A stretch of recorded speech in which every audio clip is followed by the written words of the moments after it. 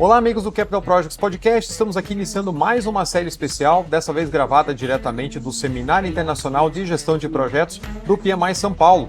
Essa série, com apoio da Planisware e da Prosperi, vai trazer novas entrevistas. Vamos falar aqui com ilustres convidados. Então eu espero que você acompanhe aqui toda essa série, mais uma no Capital Projects Podcast. Vamos juntos?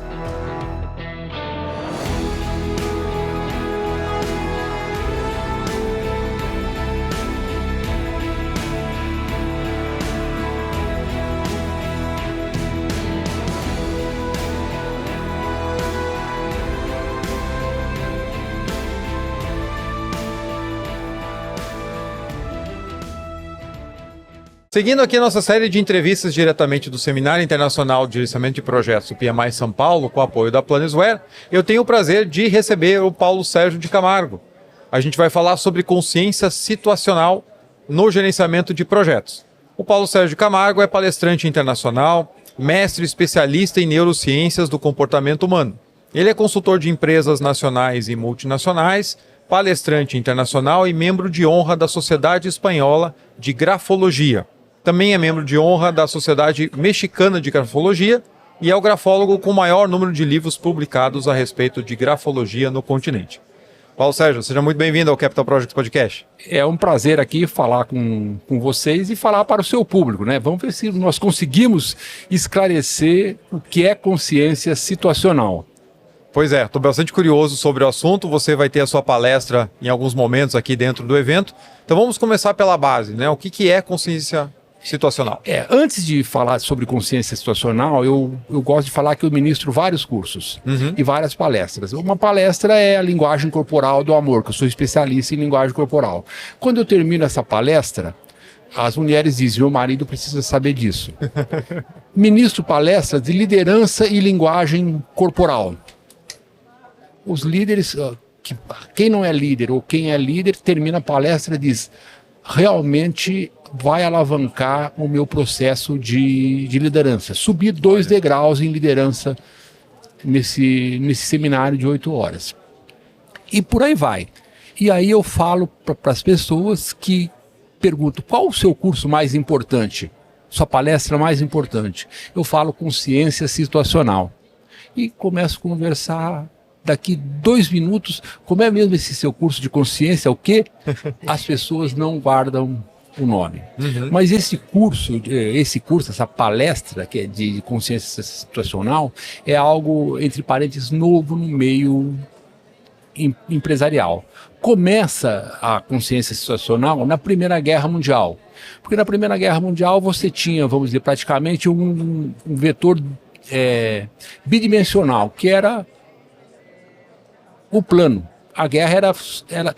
Aí começaram a soltar balões e aviões. A guerra ganhou uma terceira dimensão. E os pilotos começaram a perceber as vantagens de ter consciência. Eles precisavam saber onde é que eles estavam. Não tinham os instrumentos, etc., para se guiar como existe hoje. E começaram a criar consciência situacional, observar o inimigo e observar as ações dele. Então, alguns estudiosos, estudos, teses, dissertações, diziam o seguinte, consciência situacional é a percepção do tempo e do espaço dos elementos que estão ao lado e a projeção para o status futuro. Ou seja, você observa todos os elementos e vai fazer uma projeção para o status futuros. Aí eu volto com a pergunta, você é capaz de prever o futuro? Olha, acho que não. Nós não estaríamos aqui se você não prevesse o futuro todos os dias. Nós estamos numa rua,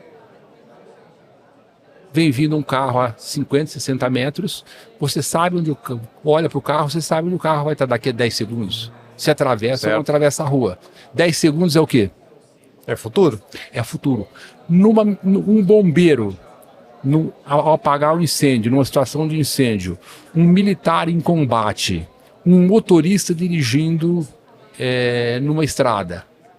1 segundo é essencial para salvar uma vida. Então, na consciência situacional, você desenvolve esse tipo de percepção. para você agir e tomar decisões. Evidentemente que tem todo um tipo de estudo, um tipo de treinamento para que você, quando chegar em algum lugar, observar, avaliar e decidir. Na Segunda Guerra Mundial, novamente, a consciência situacional cresce com um coronel chamado Jeff Cooper. Quando eles desciam, o soldado Ryan, o filme O Resgate do Soldado Ryan, mostra quando eles descem na praia, eram dizimados. Era o caos, né? Era o caos. E esse coronel, o batalhão dele lá no Pacífico, era o que tinha menos baixa. Ou ele não está sendo engajado em combate, ou tem alguma coisa. E foram analisar. Ele criou o sistema que é usado até hoje. Estado branco, amarelo, laranja e vermelho. E hoje se fala de preto. Ele diz que ele não criou, mas ele aperfeiçoou. E hoje nós falamos isso. Está no estado branco. Estado branco, você é vítima. Quando você está sentado na sua casa, vendo televisão, tomando uma cervejinha no domingo, se pegar fogo no prédio, você é vítima. Quando você sai para a rua, você tem que se estabelecer no estado amarelo. O estado amarelo não vai acontecer nada, mas pode acontecer. O estado laranja vai acontecer e eu estou prevenido. E a cor vermelha vai acontecer, está acontecendo e eu estou no meio e tenho que decidir. Então todas essas técnicas de consciência situacional são aprimoradas, você faz treinamento e salva-se vidas. Hoje quem utiliza a consciência situacional? As Forças Armadas, qualquer piloto da aeronáutica civil ou militar, ele sabe que é consciência situacional, porque antes de embarcar ele consulta o tempo, consciência situacional, consulta os instrumentos, consulta como ele está e por aí vai. E hoje em dia se fala em consciência situacional em UTI, consciência situacional em cibersegurança, consciência situacional para bombeiros, pessoal de resgate e por aí vai. Bacana. E como que a gente consegue aproveitar esses conceitos dentro do gerenciamento de projetos, que eu imagino que é um ponto que você vai tocar aqui também. Exatamente. Se você perguntar quantos projetos eu gerenciei com consciência situacional, eu vou dizer nenhum. Aí você vai dizer, e daí? Não. Eu tenho uma ferramenta que eu te ensino a usar a ferramenta e você vai aplicar no gerenciamento de projeto. O que eu te ensino para essa mesma ferramenta, você vai aplicar quando você sair na rua. Porque, por exemplo, uma das técnicas que qualquer atividade humana é chamada, a gente cria o que nós chamamos de linha de base. Linha de base, acima da linha de base, estão acontecendo coisas que não deveriam acontecer. Abaixo da linha de base não estão acontecendo coisas que normalmente acontecem. Então, essa teoria você pode aplicar em qualquer tipo de atividade humana. Vamos lá, você vai pescar no Pantanal todos os anos. Você está lá no Pantanal, tranquilo, de repente você vê uma girafa. Imediatamente, a técnica, você liga a sua linha de base. Está acontecendo alguma coisa que não deveria acontecer. E você tem que tomar uma decisão. Então você vai transferir esse conceito para gerenciamento de risco, para combate, para navegação marítima, para o futebol e por aí vai. Aí está marcado todos os dias, há 20 anos, todo final de dia, 5 horas, o barqueiro vem buscar vocês. Naquele dia 5h15, o barqueiro não vem. 5h20, 5h30 não apareceu. Você traça a linha de base, não está acontecendo alguma coisa que deveria acontecer. Então você tem que tomar uma providência. O que será que aconteceu com o barqueiro? Então essa teoria de você traçar a linha de base, você pode, quando você aprende, você vai levar para o seu projeto de TI, para cibersegurança e por aí vai. Porque o assunto é tão vasto. A minha expertise se centrou mais na área militar. E eu transferi isso, por exemplo, para dirigir caminhões. para caminhões de cargas especializadas. Hoje em dia, tem algumas empresas que já usam consciência situacional, aplicando essa mesma teoria no caso do dirigir em estradas. E outra coisa que é importante é observar. Nós não sabemos, não temos técnicas, nós não sabemos observar. Nós achamos que olhando ao redor, não existem técnicas específicas para você observar o ambiente que você está agindo. Eu imagino que isso também, né, traz muito ganho em momentos de execução de projetos. Pensando no caso, boa parte do nosso público aqui do Capital Projects Podcast trabalha com grandes projetos de engenharia e construção.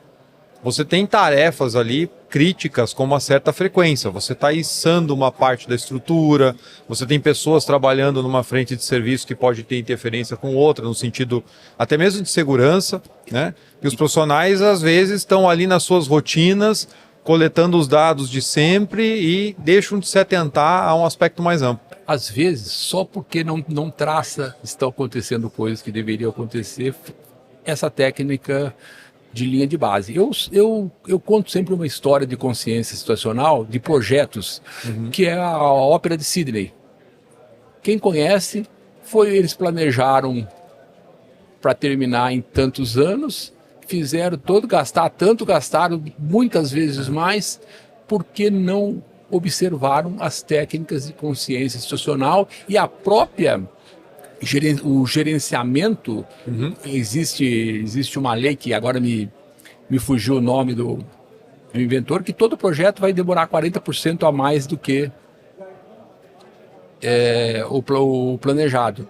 Então, quando você começa a ter essa percepção, e outra coisa, essa percepção de consciência situacional, por exemplo, numa equipe de projeto, leva você a observar o seu parceiro, não com o intuito de procurar coisa, mas vamos dizer que seu parceiro, a sua equipe, tem um sujeito diminuiu a capacidade de resultados dele. Se você observar antes, ele já começou a dar sinais. Então você tem que criar essa percepção das pessoas que estão no seu lugar para utilizar ela da melhor maneira possível. Bacana. Isso serve então também para parte de planejamento, ou seja, o quanto eu estou conseguindo melhorar as minhas estimativas de projeto, planejamento de projeto, trazendo os inputs do time. Exatamente. Aí você vai fazer o que se chama o quê? Previsão. Entendeu? Vai provisionar também. Entendeu? Tudo isso você, conhecendo essas técnicas de consciência situacional, você aplica de imediato numa obra.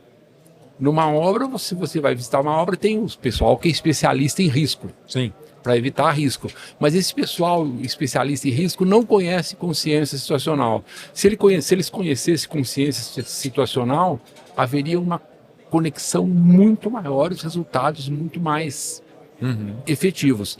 Tanto que os Estados Unidos estão bem adiantados nisso, né? Não há bombeiro lá nos Estados Unidos que não conheça consciência situacional. Os famosos, a Força Delta, os SEALs, americanos usam consciência situacional. E no Afeganistão, quando as equipes dos Mariners começaram a utilizar a consciência situacional, as baixas diminuíram, porque você começa a observar o ser humano e começar a ver previsibilidades. Evidentemente que suporta erros. Sim. Mas durante um processo, para tomar uma decisão, você tem 2 segundos para tomar uma decisão. Se não tomar nenhuma, é uma tragédia. Mas se você perceber antes de tomar, você vai poder salvar muitas vidas. Tanto que eu faço esse trabalho em algumas polícias especializadas e também nas Forças Armadas. Mas eu não gosto muito de falar disso, porque esse trabalho eu faço é um trabalho pro bono. As empresas não, né? As empresas... Mas o melhor da empresa é que a empresa que começa a treinar os seus funcionários com consciência situacional, o lucro que ela tem em vidas, em pessoal, material, é infinitamente superior. E o sujeito que aprende isso, ele leva para atravessar a rua. O dia a dia dele. Uma das fotos que eu mostro, isso aqui, na rua, tira a consciência situacional. São ladrões de consciência situacional.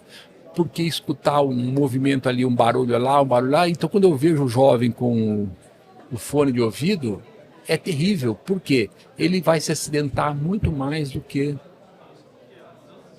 quem não está fone de ouvido. Ele perde a percepção. Porque na consciência situacional, você usa a percepção visual, a percepção olfativa, que é importantíssimo. Eu sempre pergunto, como é que você usa a percepção olfativa para o perigo?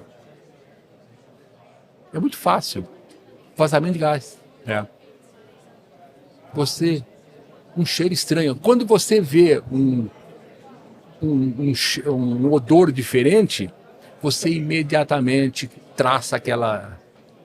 Você vê que a nossa linha de base traça a linha de base. Está acontecendo ou não está acontecendo. E aí você vai agir. E aí, voltando à história, na Guerra da Coreia, os Estados Unidos, eles possuíam um avião chamado F-86, sabe? E os russos o MiG-15. Então eram os dois competindo. Só que os russos tinham muito mais aviões, na fase de 8-1. Em segundos, os americanos eles derrubaram quase 800 MiG e perderam 100 Sabre F-86. Olha. Porque aparece um coronel que cria o ciclo Oda, John Boyle. O ciclo Oda, observar, orientar, decidir e agir.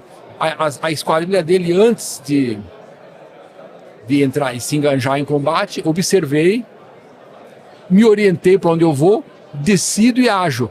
Só que quando eu começo a agir, novamente eu entro no ciclo. Hoje já existem empresas do Brasil que usam esse ciclo Oda para várias atividades. Então eu me empolgo porque é uma coisa nova que salva vidas, realmente ajuda as pessoas.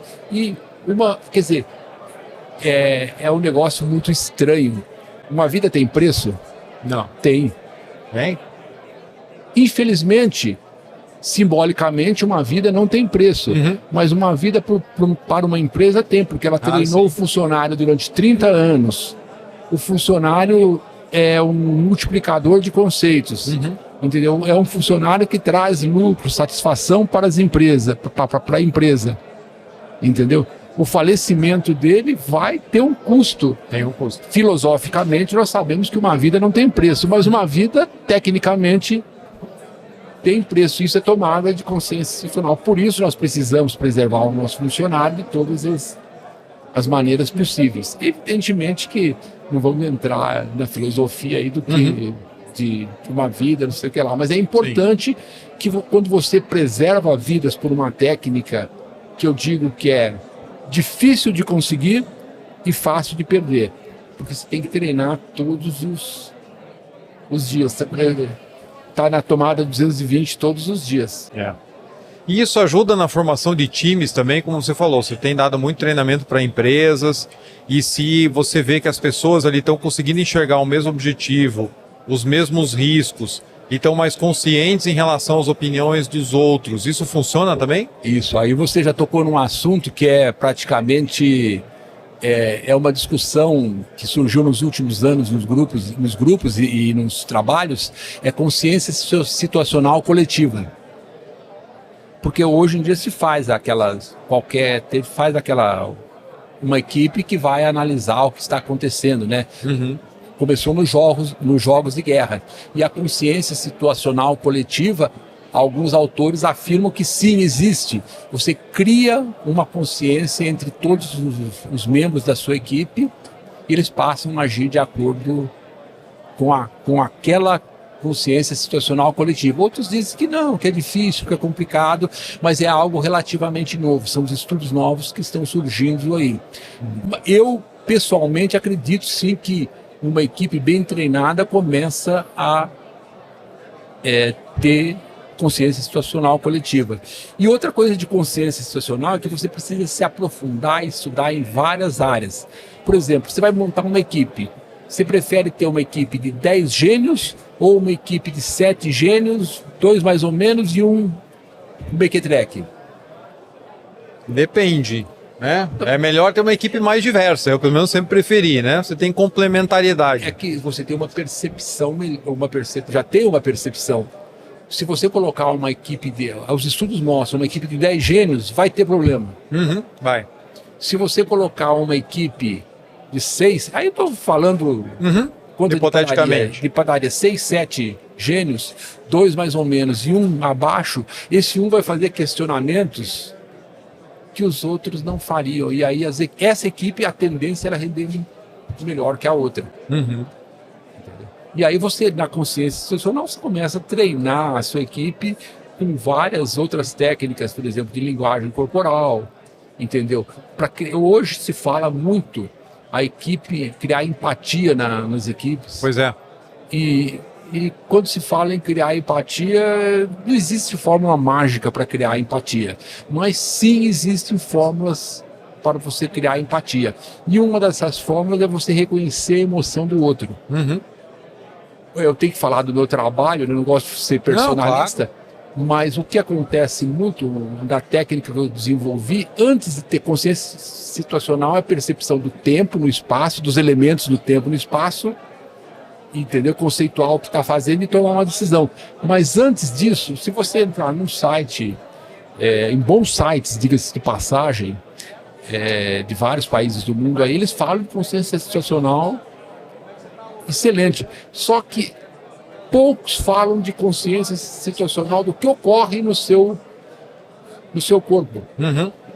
Dando palestra para equipes de resgate da polícia, são caras altamente especializados, nem eles sabiam e o Brasil não sabe que o policial brasileiro vive em média 10 a 14 anos do que a população brasileira. Enquanto os homens brasileiros vivem 74, 76, os policiais vivem 64, 66 anos. Porque o que acontece? O nível de estresse é muito maior. E o estresse acumulativo, então eles vivem menos. E aí você tem, para desenvolver consciência situacional, o policial, o militar, ou quem quer que seja, ele tem que saber o que acontece dentro do corpo dele. O próprio jornalista que escreve uma coluna diária, ele não sabe que o nível de estresse dele é de combate urbano. É mesmo? Pense só, você escrever todo dia uma coluna diária. O estresse é de combate de guerra, de tiro do que o policial sente, o jornalista. Olha, deve se aplicar também a líderes de projeto que estão ali com uma pressão absurda de prazos, sem recurso, tendo que tirar leite de pedra. Exatamente. Ele tem que ter percepção de onde ele vai tirar o leite, entre parênteses, o leite da pedra, né? Então, essa técnica, ela depois que é implantada na empresa, eu sempre teria que ter um dia, a gente sonha, né? Vai surgir um especialista, já existe o especialista na empresa gestor de consciência situacional. Quando alguma empresa tiver o gestor de consciência situacional, aí tem que ser um sujeito que tem uma experiência boa. Vai ampliar muito o conhecimento, a segurança, a qualidade, por aí vai. Né? Vai. Outro ponto que você citou, né, que é muito importante, é uma das suas áreas de especialidade, com relação à linguagem corporal. A gente vê muito em reuniões, apresentações, interações com clientes, com diversas situações que nós vivemos num ambiente de projetos, que, como a gente sabe, comentei, né, agora há pouco, é um ambiente de estresse, é um ambiente que você está sendo testado o tempo todo, é um ambiente onde os imprevistos acontecem, muita coisa poderia ser melhor planejada, mas enfim, o que tem imprevisto que não devia ser imprevisto, mas vamos deixar um pouco de lado. E você vê claramente nessas situações que tem pessoas que conseguem ter uma desenvoltura melhor. E outras, aparentemente, transparecem ali uma insegurança, um nervosismo e tudo. Exatamente. E isso dentro do dia a dia, né, de um trabalho complicado, e em termos de carreira, é algo que pode até limitar o desenvolvimento da pessoa. Como é que você enxerga, você que trabalha também com esse tema, né? Como é que as pessoas conseguem se desenvolver melhor? Eu ministro dois cursos, que é o de liderança e linguagem corporal e um outro curso de identificar a mentira nas pessoas. E também... Olha, outro curso importante para quem trabalha com projeto, hein? Linguagem corporal e negociação. Aí eu falo assim, eu não vou ensinar você a negociar, eu vou ensinar você a negociar melhor. Eu vou colocar uma roda no seu carro, fazer um ajuste no seu carro para que você possa competir com os outros. Então, por exemplo, olhando lá para a câmera, eu estou numa negociação. Pronto. Já olhei para a câmera, eu fiz uma face de raiva. Você percebeu? Fechar os olhos é uma face de raiva. Então, quando você vai numa negociação, você já sabe quais são os dois elementos, as duas emoções principais de uma negociação: raiva e medo. Então, mas isso se transparece sobre microexpressões que duram um segundo.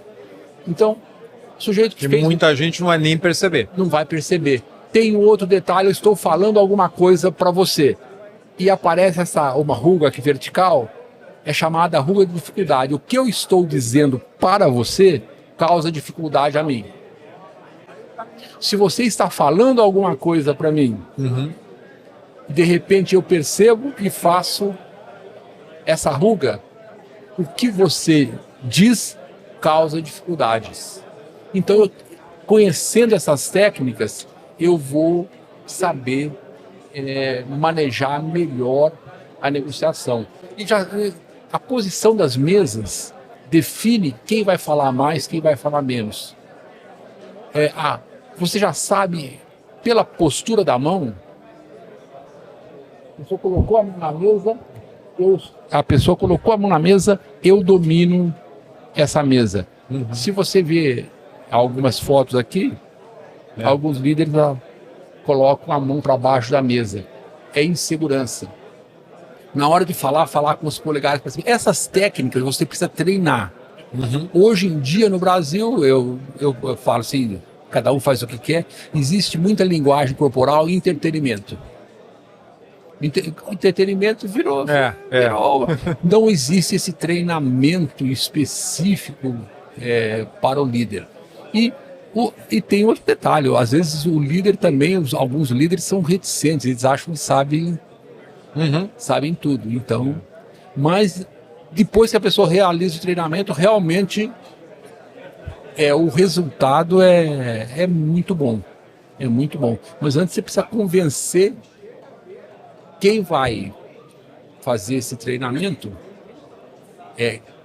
quem vai contratar o treinamento. Esse é um problema. Não sei se eu não vendo bem.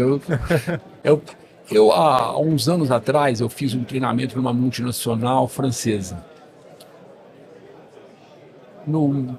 Na hora do coffee break, cafezinho, né? Vamos aportuguesar. Na hora do cafezinho, o diretor de recursos humanos me chamou aqui. Você veio aqui na empresa para me mostrar prejuízo. Ué. Como céu? A semana passada nós contratamos, mês passado, já faz uns 18 anos que eu fiz isso, nós contratamos um profissional para dar uma palestra motivacional. Na sexta-feira o pessoal levantou e colocou a faca na boca e vibrou.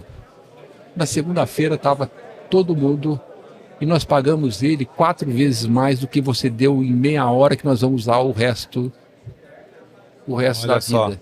Porque negociar numa mesa, eu já participei de alguma depois da pandemia diminuiu muito, mas eu acompanhava alguns executivos nas negociações como assessor para saber se o outro, quem estava fazendo estava mentindo ou não, se podia confiar ou não, entendeu? E acompanhava também alguns executivos para ensinar eles a negociar melhor, colocar a mão na mesa, entendeu? Na hora de recuar, não ensinava a negociar, dava os instrumentos para negociar melhor. Aí a pandemia veio, diminuiu um pouco também, porque é tempo de escrever. Eu escrevi 25 livros. 25? 25 livros. Olha só. E eu estava querendo escrever uma série de livros sobre consciência situacional. Então eu escrevi 6 e-books sobre consciência situacional nesse tempo de pandemia. Porque é muito... eu tinha um professor chamado Jean-Charles de Lemaisane, um canadense franco-canadense, que foi um dos primeiros professores do ITA. Ele já era velhinho, ele dizia para mim o seguinte: Camargo, um livro, uma linha. Quando você for escrever, aí eu entendi, quando você for escrever um livro, leia um livro um livro inteirinho para colocar em uma linha do seu.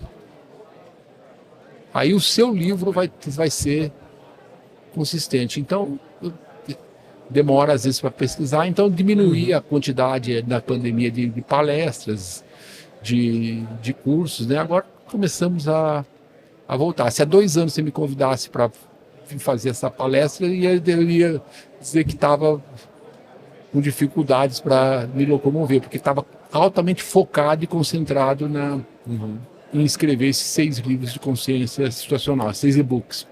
Bacana. Vou deixar um link para o teu site também aqui na descrição do episódio. O pessoal pode seguir aqui e encontrar o material do Paulo, né, de maneira mais fácil. Bacana. Paulo, muito boa a conversa. Eu sempre gosto, no final, de pedir para o convidado deixar dicas para os nossos gerentes de projeto, equipes de projeto que querem se desenvolver mais nesse assunto. Porque às vezes aos gerentes de projeto, procurem o termo consciência situacional.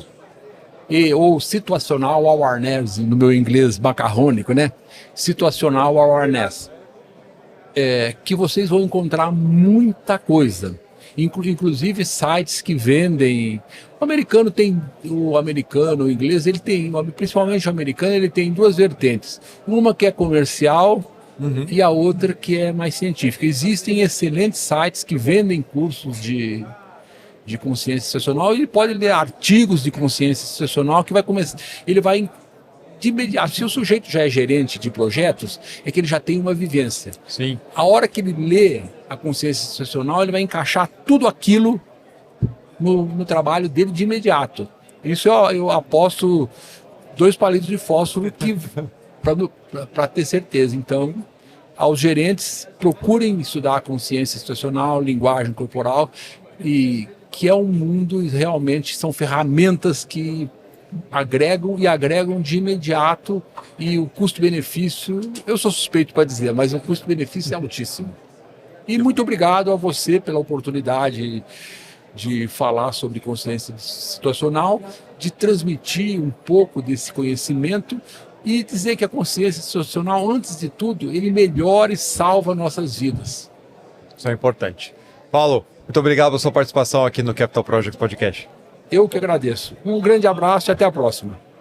Olha só, pessoal, mais ferramentas para que nós possamos nos desenvolver ainda mais dentro do nosso trabalho, com conceitos que aplicam no nosso dia a dia, seja a atenção na nossa vida pessoal, seja aquilo que a gente faz nos nossos projetos, principalmente para quem trabalha também em canteiros de obras complexas, como a gente falou aqui, que existe muito risco envolvido durante a fase de execução, mas não só ali, como o Paulo trouxe muito bem, desde os momentos de planejamento, das interações com os times e até trazendo aqui insights sobre linguagem corporal também. Espero que você tenha curtido esse papo aqui tanto quanto eu. Espero você num próximo episódio. Não esqueça de seguir o canal, deixar seu like aqui, encaminhar esse episódio para outros profissionais. Quem está mais próximo e acompanha aqui com frequência as nossas conversas, também eu te convido a ser membro do Capital Projects Podcast, assim podendo contribuir para que o programa continue.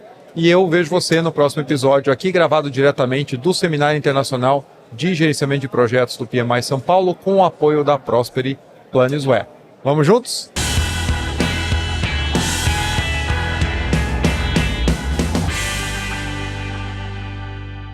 E se você quer aprofundar os seus conhecimentos em gestão de projetos, eu convido você a se inscrever na nossa Masterclass exclusiva. Nela você vai ver como o uso da metodologia FEL pode transformar os seus projetos. Clica no link aqui na descrição e eu vejo você lá.